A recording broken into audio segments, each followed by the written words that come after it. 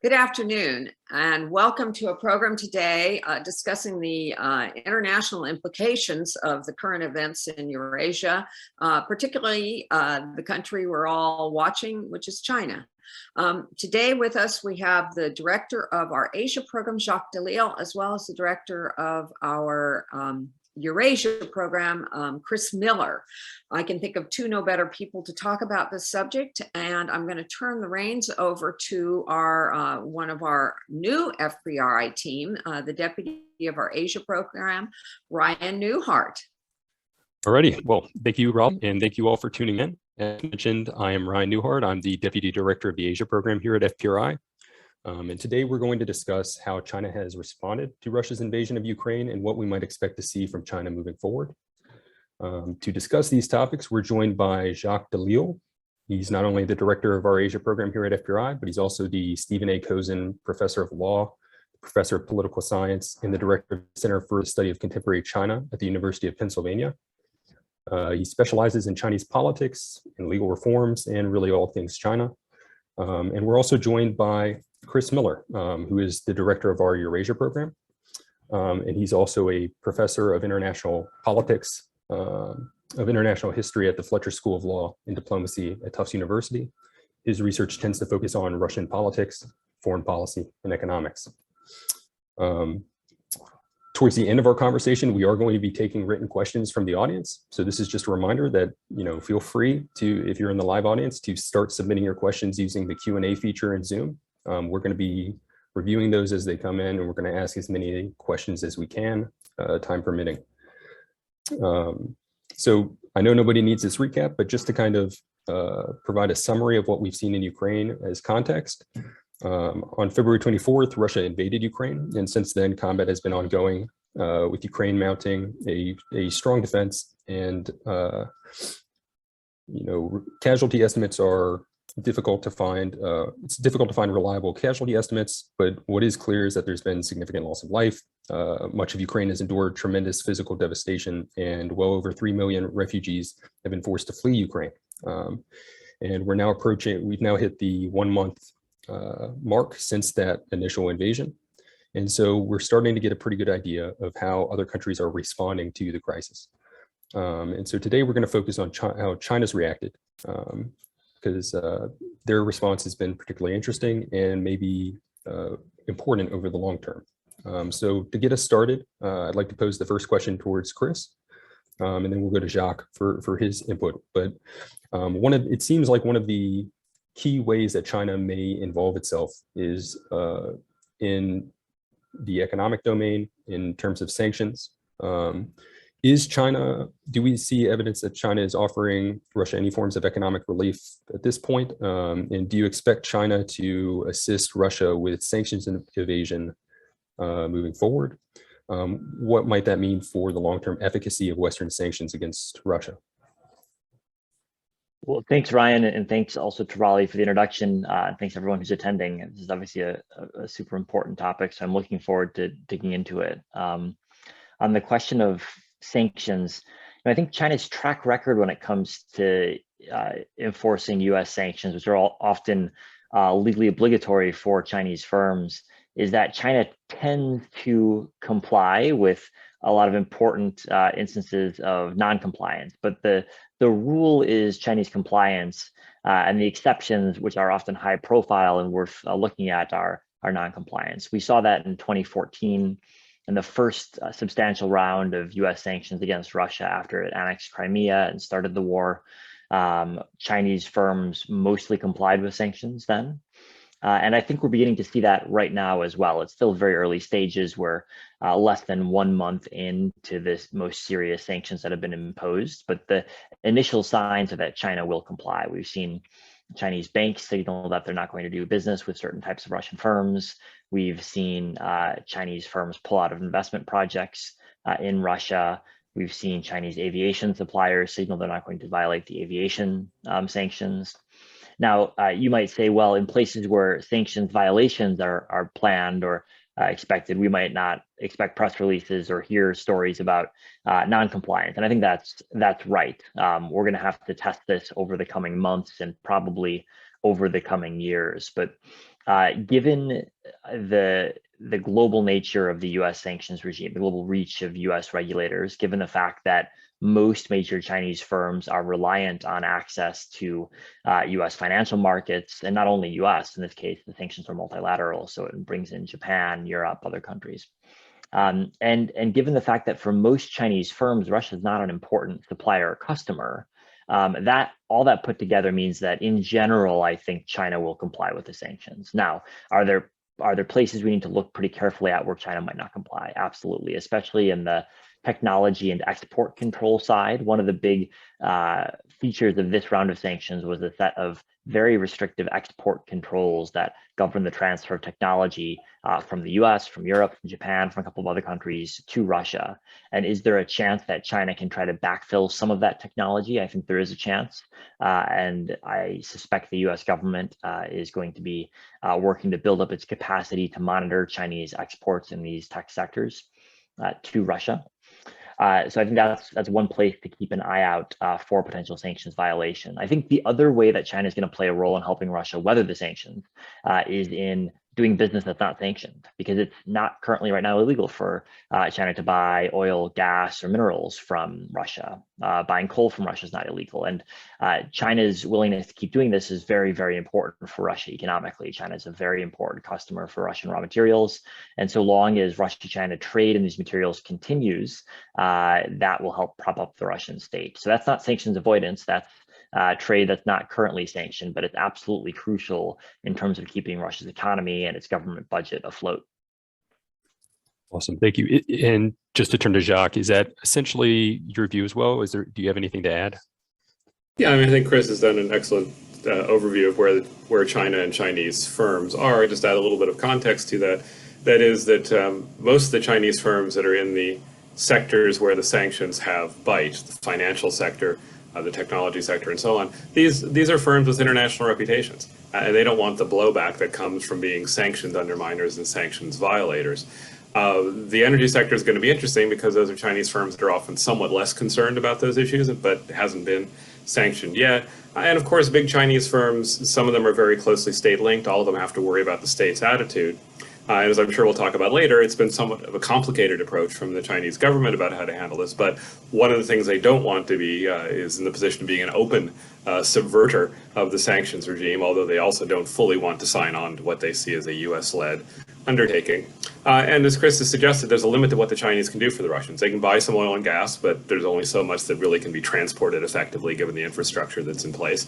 And there is no Chinese Visa, MasterCard, SWIFT type situations. They can't really step in to substitute for a lot of the financial access that Russia has lost through the sanctions. Okay, well, and on a related note, maybe stepping back and looking at China's government and how they may perceive opportunities and risks overall related to Russia's invasion and the international response. Do you think China's leadership, views this as creating any opportunities for them in the economic space? Does this pose any risks to China's economy over the longer term? I mean, they will.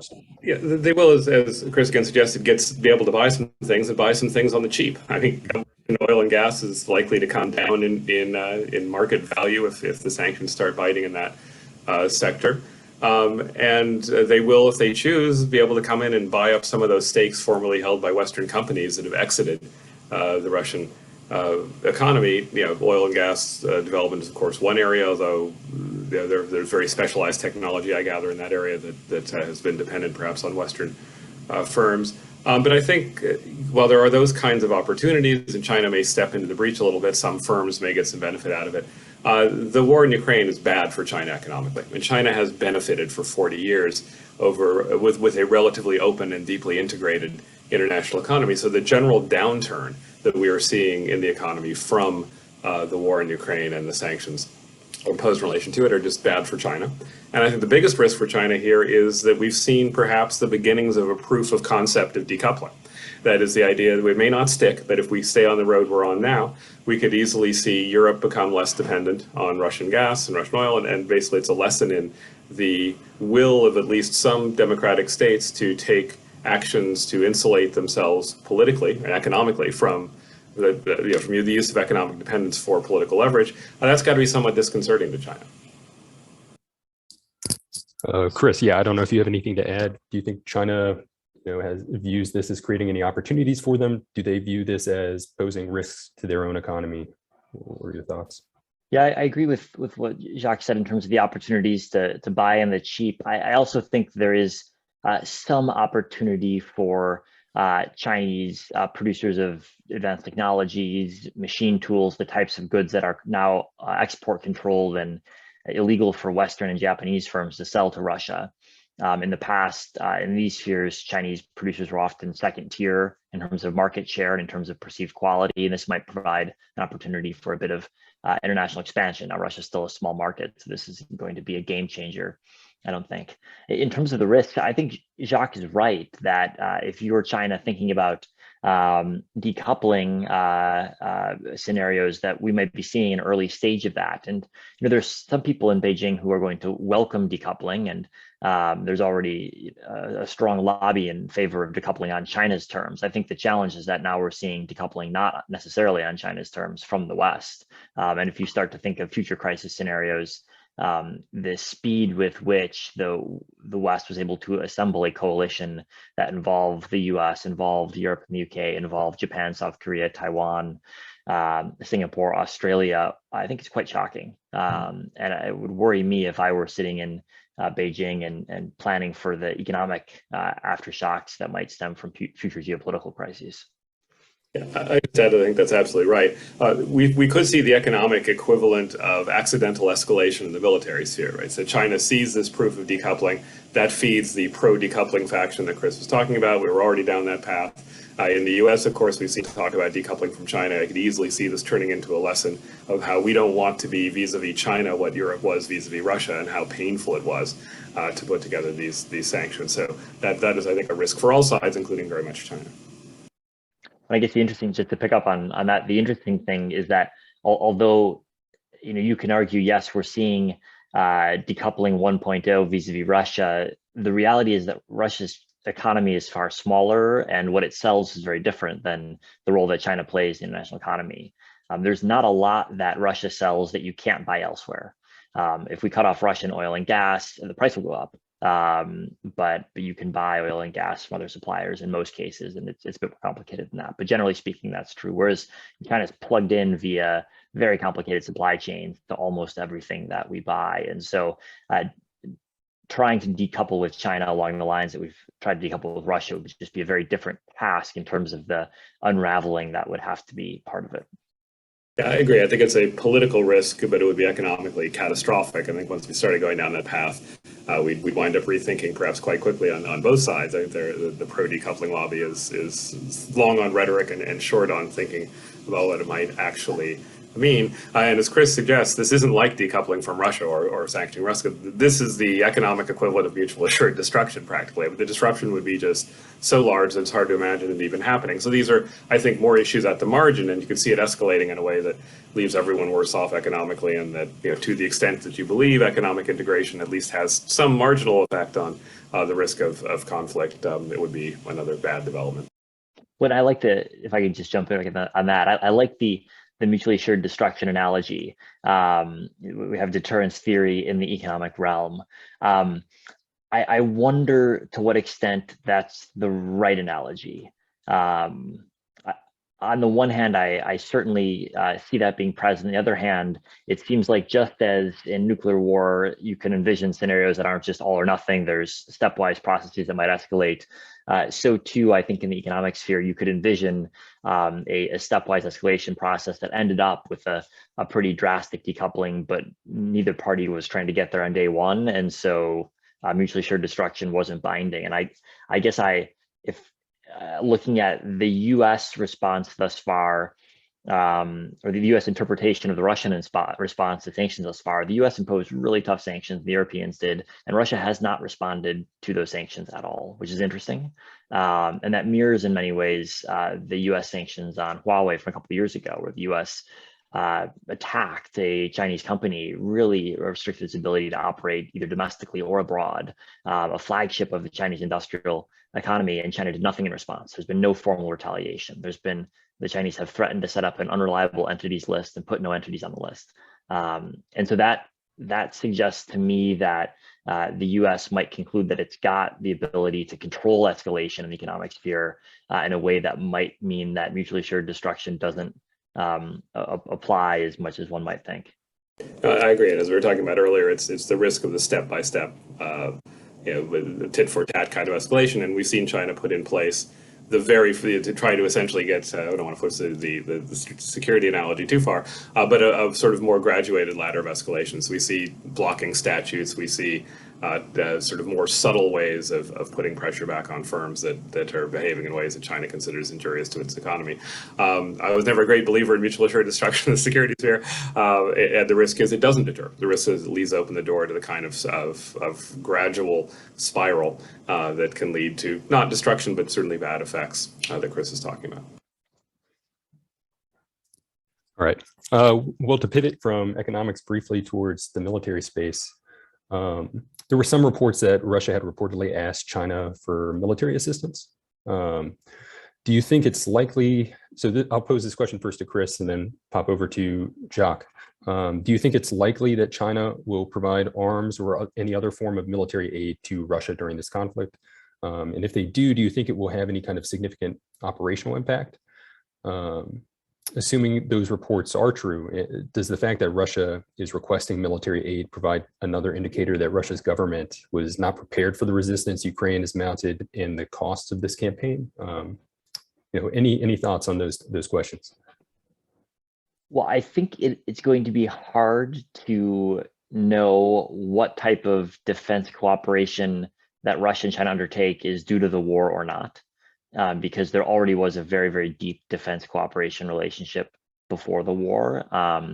And I would suspect that if the Chinese were trying to support the Russians in the war, they would make it look like there was something that was standard and not driven by the war. So I think we should be humble about our ability to differentiate normal defense cooperation from something driven by the war per se. The publicly available information on the US claims focuses to a certain extent on weaponry, but also a lot on supplies like meals, for example, for soldiers in the field, things like that. That's the type of thing that it does seem like it's much more plausibly linked to this war and Russian logistical issues. It's certainly embarrassing to be having to order additional meals from abroad in the midst of month one of war. It suggests that Russia didn't think the war would last this long, or if it did, it had planned it horribly, both of which might be true. What does it mean about Russian military capability? I think we've learned a lot about Russian military capability. It's a lot less impressive than we thought or than the Russians thought 1 month ago. Now, that doesn't mean that it's not impressive. They're still in Ukraine. They still might win the war based on their definition of winning the war. It's too soon to tell. And they've proven beyond any doubt that they can destroy entire cities with relative ease. They're taking casualties that are pretty substantial, but they're willing to do so. So I don't think that we should interpret the news stories that Russia's turned to China for aid as evidence of Russian military weakness. Bad planning, perhaps, poor logistics, perhaps, but I don't view the images coming out of Mariupol, for example, as a sign of Russian military weakness. I view it as a sign that Russia's got a lot of firepower and is very, very willing to use it. In terms of what it means for the defense relationship between Russia and China more generally, though, is an interesting question. We've seen over the past decade or so, Russia increasingly open at transferring its most advanced military systems to China. And I do wonder whether some of the operational issues that Russia has faced will make Russian defense exports seem a lot less impressive, not only to China, but more broadly, because they've been tested on the battlefield and in some cases found wanting. So this might actually reduce the defense cooperation in the future just by making China less interested in buying Russian equipment. Yeah, and Jacques, do you have anything to add? Yeah, I mean, again, I would agree with that. I think we're not going to see any overt specific Ukraine war targeted big aid from China to Russia on the military sphere. As Chris points out, a lot of the past relationship was run in the other direction. I mean, despite China's great economic strength, a lot of the military assistance has gone. A lot of the military sort of technological stuff has come from Russia, although China's been developing indigenous capacity. I think a lot of what's going on here is China's obviously not going to want to be seen as doing this. We saw from the North Korea sanctions regime that China didn't want to be seen as an outlier, wanted to be seen as a cooperator. And much as China has now tried to position itself as a neutral party, as a potential mediator, as a great power that could be a responsible actor in addressing this conflict, that really cuts off a lot of avenues for supporting Russia more openly, even if they wanted to. And as I'm sure we'll get to later, they probably don't want to all that fully. So we I think, do see those kinds of restraints on assistance at all, and certainly open assistance. I think, as Chris suggests, one of the things China has to be thinking about is the much vaunted Russian investment in military capabilities may leave one a bit questionable. As I would share Chris's view that the Russian military has great destructive power, but it turns out you can spend a whole lot of money and not get something that gets you a mechanism for achieving the goals that you want to achieve in the way you want to achieve them. And China's done a huge military modernization drive as well. I think the indications we have are the Chinese military really has gained greatly in capacity, but I would think you'd hear a little voice in the back of your head saying, maybe the stuff that hasn't really been tested in actual operations is going to be found a little bit wanting, at least against certain types of opponents. There's a great story from the late imperial period in China, the Qing dynasty in its days of great decline, where they raised a bunch of money to develop a military to fight the encroaching West, and it all got diverted into building a marble boat that sits at the Summer Palace in Beijing. So what isn't some of that going on with the story of Russian military money being diverted to Cyprus? So I think it's got to at least scramble the idea that dollars equals capacity in the specific sense of the ability to achieve your goals in the way you want to achieve them. All right. Well, then let's pivot kind of to the diplomatic domain. Talk about how China has responded diplomatically in terms of rhetoric and whether it might affect their international stature. So, starting with Jacques, to what extent how has China tried to respond diplomatically? We've seen some signs that China has been repeating some of Russia's rhetoric to justify the invasion, and that they've been hesitant to join international efforts to isolate Russia. So do you think is that how you view the response? Is that likely to continue? And is that going to impact how other countries view China and affect their influence? Well, I think in some ways this has been the toughest part for China. It had been going in some ways pretty well for them in terms of the relationship with Russia. Here was at least an ally of convenience in challenging some of the aspects of the international order that China wasn't too keen on either. And now China's got this problem of Putin's Russia, which was kind of an ally for someone's agenda, has become an albatross because it just doesn't get you much weight in international debates these days to say, hey, Russia shares my views here. And I think you've seen China, again, trying to cast itself as this great power that is neither the U.S.-led coalition against Russia nor Russia, and that creates this space ostensibly for China to play what Robert Zoellick once described as the responsible stakeholder role. But it really just hasn't gone that well. I mean, China's offer to mediate, China's attempt to position itself in the middle just really hasn't panned out. It's quite thin, and frankly, it looks like China's flailing a little bit, and they're too big to flail. To turn to phrase, I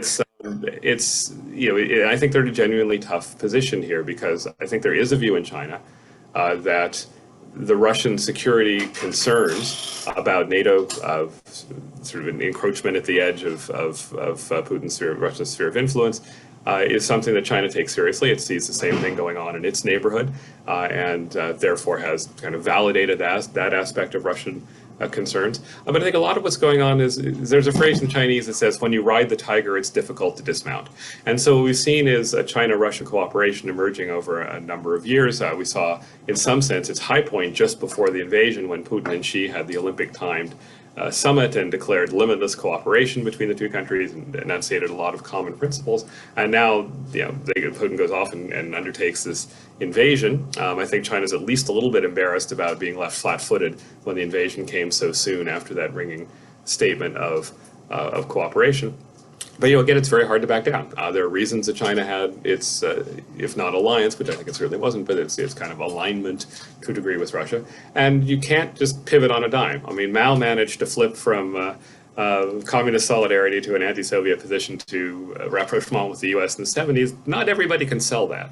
And when you've got a domestic sort of propaganda order and a lot of nationalism among the citizenry, not that the Chinese government is fully accountable to popular views, but there is this kind of pressure. You can't just sort of turn on that. And so I think China's really trying to find this middle ground. And there's no way this makes them better off than they were beforehand. You can come up with scenarios about how chaos in general creates opportunities for China, but there's certainly that voice going on in Chinese debates.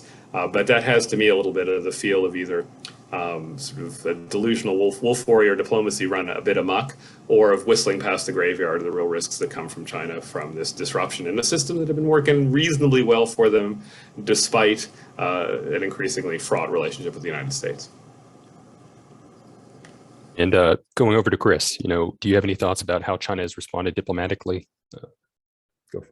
I think everything that Jacques said makes sense to me. I think if you look back to the statement that President Xi and Putin issued in early February, right before the war, one of the striking things that a number of Russian analysts noted was that although China echoed Russia's description of the sources of the crisis, NATO expansion, NATO's encroachment on Russia's borders is the language the statement used. The statement didn't once mention Ukraine, which was intended, the Russian experts believe, not to give complete support to Russia's aims vis-a-vis Ukraine. It was to recognize Russia's threat perceptions, but not necessarily to support what Russia was doing vis-a-vis Ukraine. And it does seem like China was surprised by exactly what played out in Ukraine, despite having been told, perhaps from multiple sources, what was about to come. Or if China wasn't surprised, it planned very badly in its public communication. I think the other challenge that Beijing faces right now is that there's a large skew of probabilities as to what could come next. Russia could win the war decisively. We could have a ceasefire that is indecisive. It could drag on for a long time. But one option that could well come to pass is that Russia loses the war and Putin loses power. And in some ways, that's probably the worst option if you're sitting in Beijing, and especially if you're Xi Jinping, because Putin losing power would be a very worrisome thing, not only for its international implications, but also, I think, for you personally, as a sign of how dictators can be ousted. And so I wouldn't be surprised if fear of that worst case outcome from Beijing's perspective is playing an outsized role in debates about how to respond to the war. Yeah, I think, and I don't mean to suggest that Chris is suggesting otherwise, but I think obviously Xi Jinping and that regime is in pretty robust shape. But I think he's right to point to what I think is the tickle in the back of any autocrat's mind, which is it's kind of like what Hemingway said about going bankrupt, first slowly and then all at once. There's always this concern that what looks really robust can come apart. And China's had two Russian, which is to say Soviet in the old days, examples of this. De-Stalinization, the Khrushchev siege, was a shocker to Mao. It really had a huge impact on the Chinese leadership. And let's recall that June 4th, 1989, that was tied up with Gorbachev's visit to Russia, to Beijing. As the student movement was getting going, and there was a sense that the sort of post-mortem on the collapse of the Soviet Union in China, which really blamed the weakness of Russian government and its inability to navigate the transition from the Cold War. So although it's a very different story, Putin is toward the hardcore autocratic line, but the sense that, one can be more vulnerable than one looks initially. So again, I don't think it's a big concern, but I think it's worrisome. And even in the less bad scenario where it doesn't spell any kind of a real threat to the Chinese leadership and its hold on power, which I think is the most likely outcome. If Putin were to fall, it does complicate China's diplomatic landscape a great deal. Again, what had been a quasi-ally in a lot of the issues ranging from human rights to state sovereignty to the sort of alliance of democracies against autocracies and all that whole landscape shifts in a way that's really problematic for Beijing. Turning toward Taiwan, some folks have drawn parallels between Taiwan's situation and Ukraine's situation. Do you think that Russia's invasion of Ukraine and the international response to it is going to change China's calculus towards Taiwan in any way? And are there any potential lessons learned from this campaign that could be applied to Taiwan's situation? So maybe starting with Jacques. Yeah, I mean, early on, you heard some what I think were kind of silly analogies that Putin rolling into Ukraine would embolden China to act against Taiwan. And maybe if things had gone exactly according to Putin's plan, that might be true. Oh, look how easy it is to take over a neighboring democratic state, and the West sits back and does nothing. But the kind of reaction we've got, I think, you should at least discourage China. There is a silly view out there also that the West has drawn a clear distinction between treaty allies and mere friends. Not 1 inch of Polish territory, not 1 inch of the Baltics, but go ahead and lay waste to Ukraine, and we'll undertake serious reaction, but not get into World War III. And Taiwan, of course, is a friend, but not a treaty ally. I think we can set all that stuff aside. But again, I think the lesson that should be learned in Beijing is one that this makes a Taiwan scenario less feasible. That is that democratic states and treaty allies, security treaty allies, will hang together to push back against even things short of invasion, perhaps, but certainly things that rise to that level.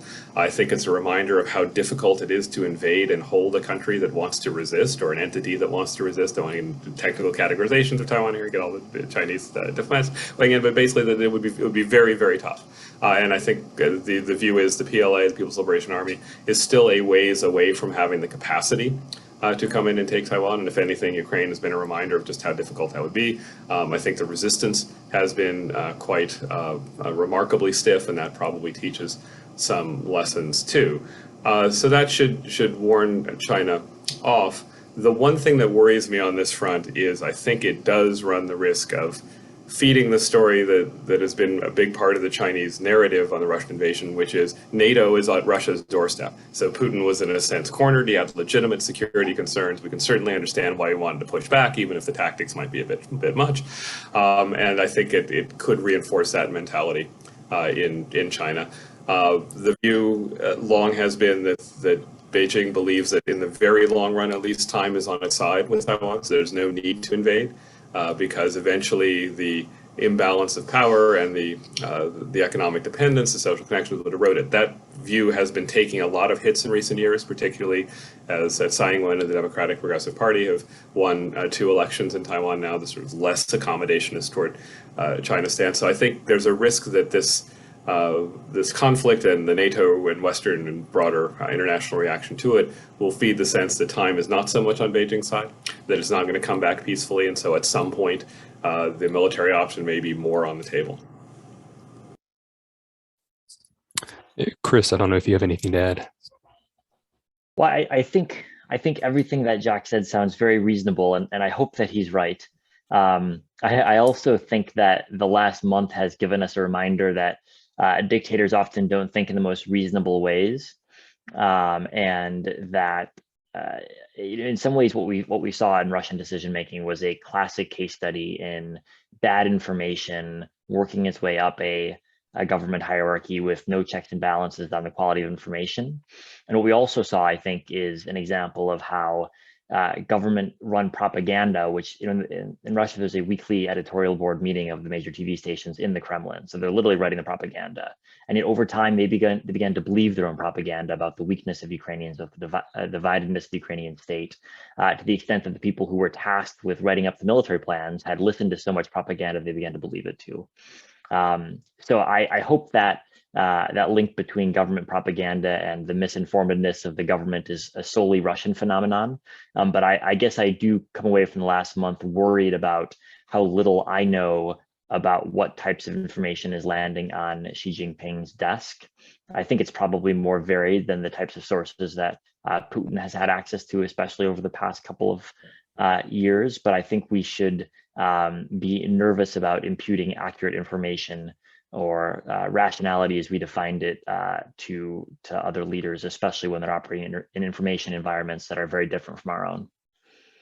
Yeah, I would generally agree with that. And of course, my last remarks are on the lessons China should take away from it, and does presume a certain amount of rationality. But I think Chris gets to a good point here, which is there is a concern in China that there's a bit of a Putinization of Xi, as it were. That is, as compared to the baselines of earlier periods in China, which has been an authoritarian autocratic regime for quite some time. But under Xi, more and more power gathered in the hands of the top leader. Less and less room for critical views to get in. The experts are consulted less widely. A lot of the decision-making authority has migrated to a small circle at the top of the party. And when you join that to a kind of nationalist and even ethno-nationalist rhetoric that sounds a little Putin-y in some ways, right? It's about the great rejuvenation of the Chinese nation, restoring China to its rightful place in the world. And of course, part of that is reclaiming what China sees as lost territories. Hong Kong and Macau are already back. Taiwan is obviously the next big prize. I mean, one doesn't want to over-stress the analogy because I don't think we're anywhere near that point yet. But I think Chris is right to suggest that we are a few steps down a road that if we keep walking down that road could be very, very scary. So right now, I think the Chinese regime is in much better shape than Putin was on the issues that Chris mentions. But compared to where it was 15 years ago, yeah, it is worse on the indices that he's been mentioning. Right. Well, stepping back and kind of looking at the long-term future for the Russia-China alignment that we had been seeing develop, do you think this so starting with Chris and then going to Jacques, do you think this invasion is going to drive Beijing and Moscow closer together? Or is this going to potentially change the relationship between Moscow and Beijing in the power dynamic between the two as well? Well, I think the relationship has already been over the past couple of years one of inequality. If during the Cold War it was the Soviets who were the elder partner, now it's clearly China that's in the senior role, and that dynamic has really intensified the past month with Russia's deepening economic and diplomatic isolation from its major partners in the West. So I think that fact is going to be very important because Russia's really got nowhere else to turn now. And I can't imagine that China is not looking for ways to take advantage of that reality in terms of driving a harder bargain vis-a-vis Russia. I think over the longer term, however, there's more uncertainty in the durability of the relationship, not because of the relationship itself, but because of Russian domestic politics.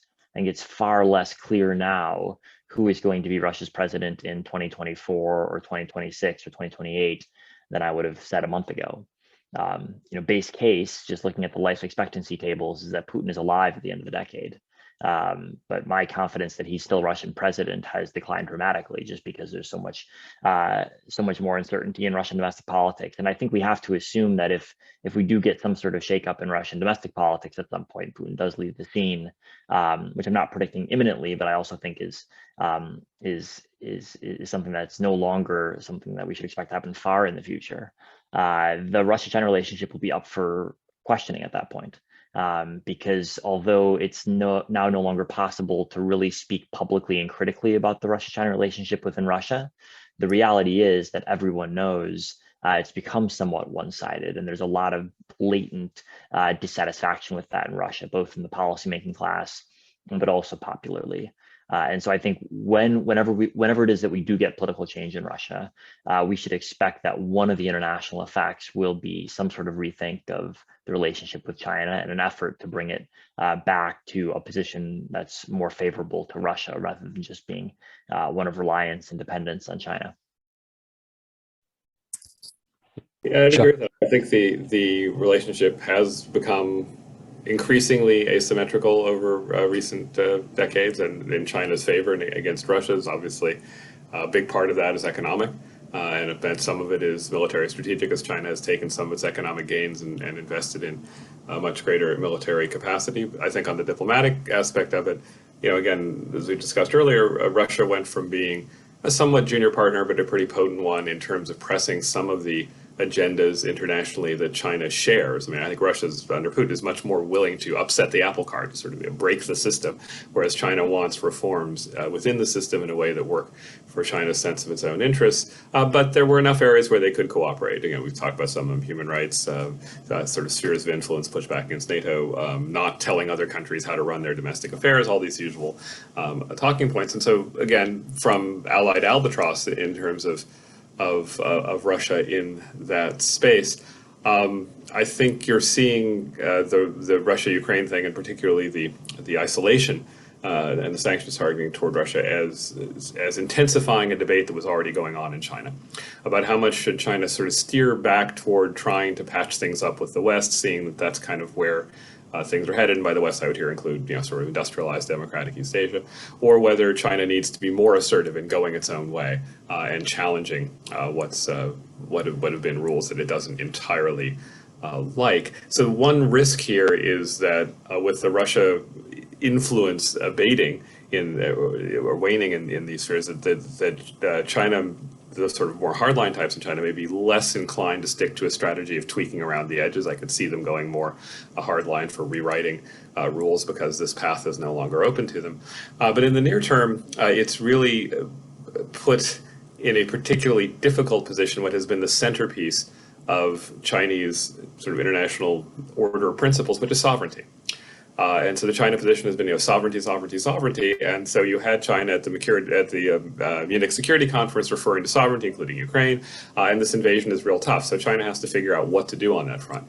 It could, but has not gone full Putin. Right? There's an argument where China could have said, look, Ukrainians are basically Russians, or at least Putin says so, and we're not going to question that. So of course it's fine to say that you must accept some degree of accommodation, even with a lot of autonomy, in one country or some sort of semi-autonomous, semi-independent structure. And so this is nothing worse than that kind of undertaking. But of course, China wasn't there and won't go there because that puts it completely out of step with just about everybody on the planet except Putin. And so now they've had to do some gymnastics about it. We see them do it with Ukraine, where they didn't push back very hard. We've seen them do it joining Russia and the veto of action in Syria. So China has been put in this position where what has been a great way of organizing its position of pushing back against Western demands or pressure for China to change internally, and for justifying the use of force option against Taiwan and so on. That all was kind of a nice, neat little package, and that's unraveled a little bit as it's had to try to square the circle on maintaining a degree of alignment with Putin, which is in some ways more of a pushback against Western agendas, and yet not deviating from its own ostensibly rock-solid commitment to sovereignty structures, under which, in the Chinese view, Taiwan is part of China, and this other stuff is states recognizing international systems. So we've seen them try to square that circle, saying Taiwan is completely different, Ukraine was a recognized state, things like that. But it's required a lot of contortions, and although I don't think those kind of principal commitments necessarily drive entirely what states do, it has scrambled some of the way that China has organized things, and that's got to be a headache for people who do foreign policy in China.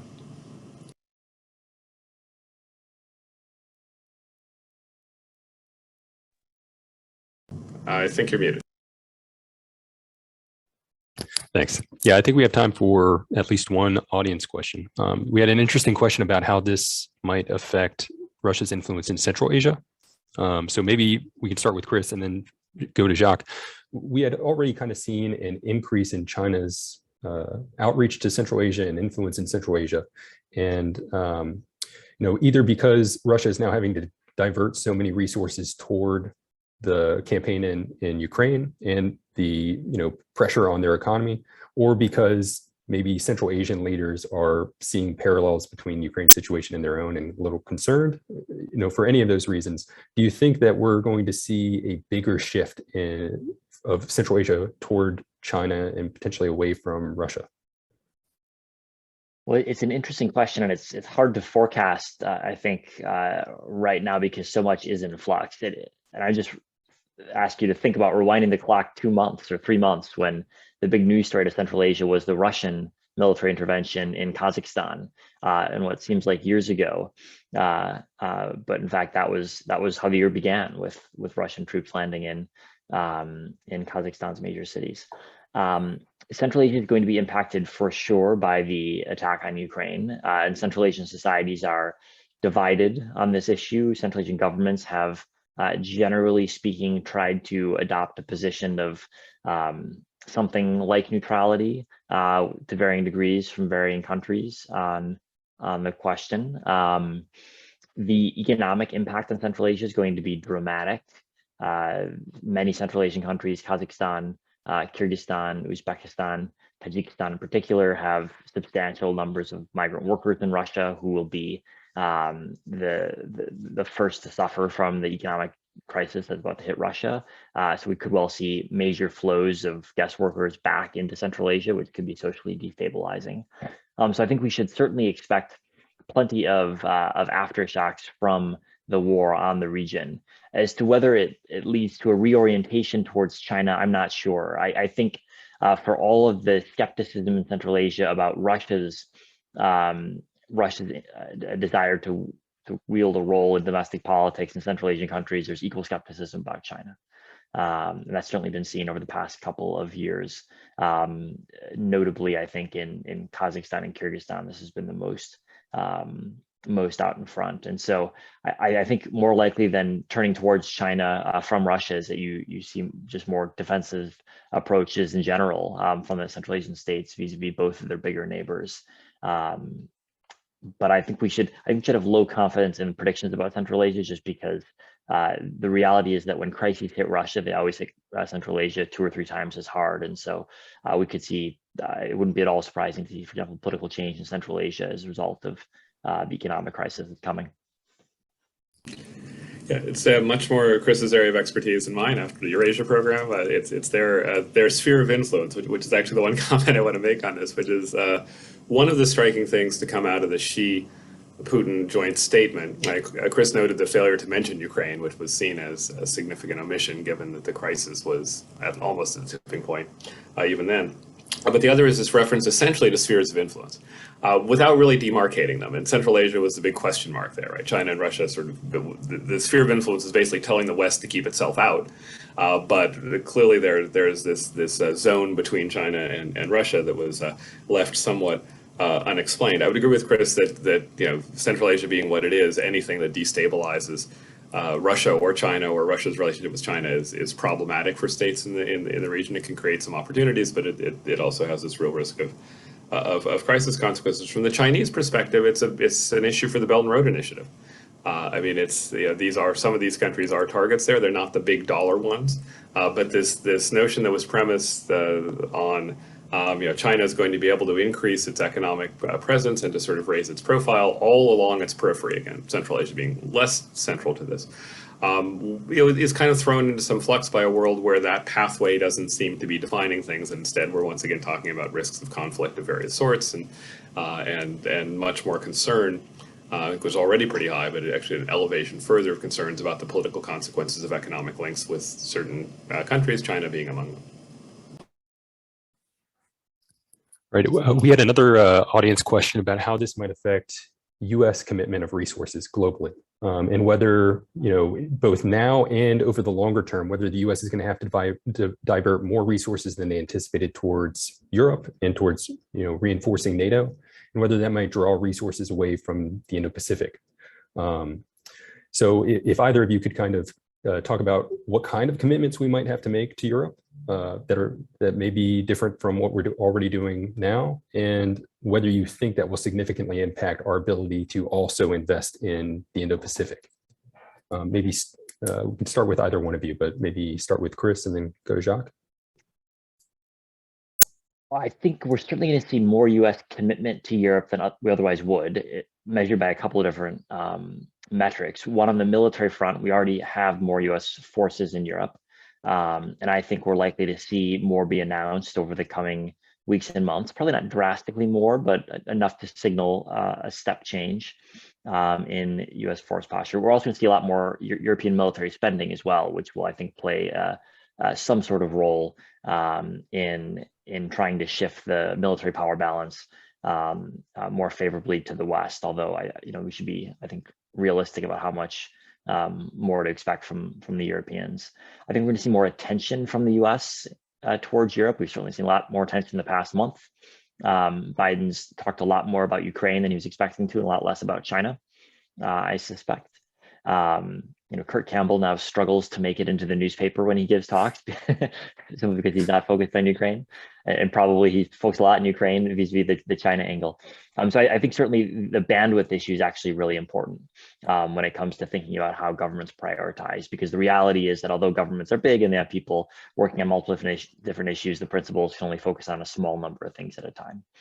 So I think that matters a lot as well. I think a challenge for the administration, but something that could also be an opportunity, is whether they can keep together the coalition that they've assembled to put pressure on Russia over Ukraine, which is, involved Japan in a very serious way, involves South Korea and Taiwan and Australia to certain degrees, and repurpose that for other uses.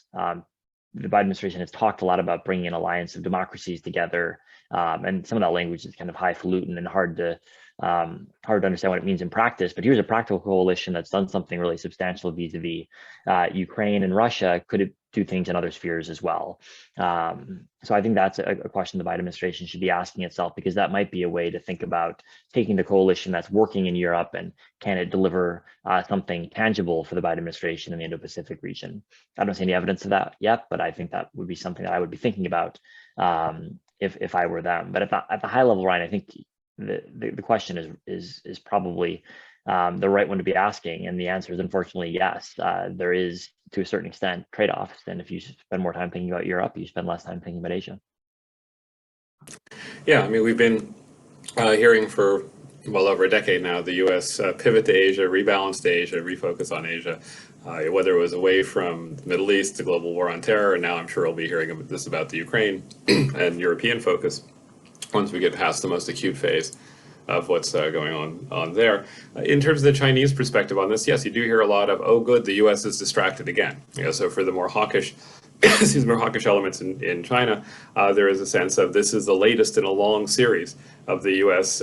Diverting its attention from China and gives China opportunities and gives China opportunities in Asia. And I think that's all part of the story, but that coexists with the great concerns created about what the systemic consequences are going to be, particularly economically, of this crisis. And there's always a bit of a trade-off, right? So the U.S. is more distracted, but we've also seen a remarkable ability to pull together a broad coalition, which, is, as Chris mentioned, includes countries in East Asia focused on the Russia situation. That plus the whole kind of NATO alignment encirclement story we've been talking about, I think has sort of pulls in the other direction. So the U.S. is distracted, but there is this demonstrated ability, at least for a time, I don't think we know yet how long or how well it's going to hold, to essentially leverage the power of a bunch of like-minded states. And again, this doesn't come out of nowhere with Ukraine. This Chinese concern has been growing. The Putin narrative on NATO didn't suddenly persuade the Chinese. It echoes this concern about what was going on in their own region. So we've seen AUKUS, the Australia, UK, United States alignment. We've seen the Quad, and we've seen this, as Chris is right to say, diffuse alliance of democracies. But now it has this kind of strategic underpinning. This sort of, if China is going to get assertive the way Russia has gotten assertive with its neighbors, that's going to be, a reason to pull together and push back. So I think that the signals in China, the signals to China, are very mixed, and they're being interpreted in ways that sort of confirm people's priors. So those who see this as yet another evidence of American imperial overstretch, that sort of dissipation of blood and treasure and will and capacity, that's one narrative. The other is, hey, it looks like maybe, at least under some circumstances, there are going to be responses to assertive measures. And then there's this more normative argument in China about those who want to say China is its own path and we're not going to be bullied by the West, and this is a degree of Western bullying, perhaps again, versus those who say we don't want to be on the wrong side of this, and we don't want to be on the Putin side of this kind of normative divide. Now that latter debate is a fairly elite intellectual one, but I think in terms of assessing the strategic situation landscape, again, distraction, good news, but possibility of alignment among states that have interests adverse to China's is disconcerting for the authorities in Beijing. Right, and before we wrap up, I'd just like to give Chris one other opportunity. If there's any other observations you think are going to be important to pay attention to moving forward or any other points that you didn't have a chance to make during this conversation, make those. And then also, if you have any upcoming research or publications or anything else that you'd like to draw the audience's attention to, or plug before signing off, do that. And then I'll throw it over to Jacques. Well, I think we covered most of the key issues in our conversation thus far. I'll just say from the perspective of the China-Russia relationship, we've seen, I think, lots of discussion of the strength of the relationship over the past month, and certainly there's plenty of reason for us to be commenting on that. But I also wonder whether the interesting question or interesting trend going forward is going to be that we're going to realize over the coming months and years some of the brittleness of that relationship as well. Certainly the depth is at a level that we haven't seen for many decades now. But I wonder if we've hit peak China-Russia relationship just about right now, where the pendulum is going to slowly swing back to a more balanced relationship and a less close relationship between the two powers. Yeah, I agree with that, and I think we should all be humble about predicting next steps, because much as we knew Putin had designs on Ukraine, I mean, who would not have seen after Crimea and after the sort of civil war, or the sort of insurgent-supported efforts in the eastern provinces, that we would be where we are now. And the China-Russia relationship, I think, was always going to be vulnerable because it wasn't deep-seated in any way. It was an alignment of interests with significant disagreements underlying it. Many of the consequences, obviously the immediate ones, and the ones we should be most concerned about now, is what's going on in Ukraine, the tragedy that is unfolding there thanks to the Russian invasion. But down the line from that, I think the things to watch are really a lot of the economic consequences we talked about at the top of this show, including the disruption of the global order that has served China and the US pretty well, although it's been increasingly fraught. And since we're plugging things, I would say people should look at Chris's work on global supply chains and semiconductors, but that's one of the areas where I think we're going to see questions about what happens going forward, especially, by the way, and here I'll put in a plug for our side of the house here, especially if the cross-strait relationship gets more fraught. We could go on for days about the Taiwan semiconductor manufacturing and where they are caught between China and the US, but that's a distraction. I just want to thank Chris for doing this, thank Ryan for moderating this, and thank the audience for their questions. Fantastic. All right. Well, I think we're going to wrap up the conversation there. To our live audience, if you found this useful, you can support these events by becoming a member of FPRI, signing up to become a member. That definitely supports us, and we appreciate that. But otherwise, thank you all for tuning in. That's it for today's event.